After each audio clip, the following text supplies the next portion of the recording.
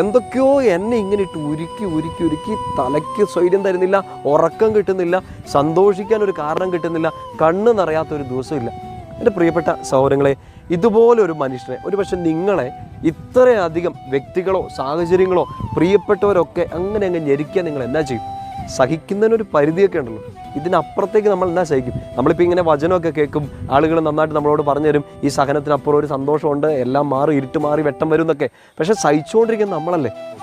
ഞെരുക്കങ്ങൾ വരട്ടടോ, അമ്പയത്തുകൾ വരട്ടെ, ആളുകൾ ചുറ്റും നിൽക്കട്ടെ, മതിലുകൾ മുമ്പിൽ പെരുകട്ടെ, പർവ്വതങ്ങൾ മുമ്പിൽ ഇങ്ങനെ എഴുന്നേറ്റ് നിൽക്കട്ടെ, എൻ്റെ കൂടെ കർത്താവുണ്ടെന്ന് പറഞ്ഞ് ഫൈറ്റ് ചെയ്യാൻ ഈ ശത്രുക്കളോട്, ഈ തിന്മയോട്, ഈ പരാജയങ്ങളോട്, ഈ സങ്കടപ്പെടുന്ന സിറ്റുവേഷൻസിനോട് പൊരുതാൻ നിനക്ക് തയ്യാറാണോ?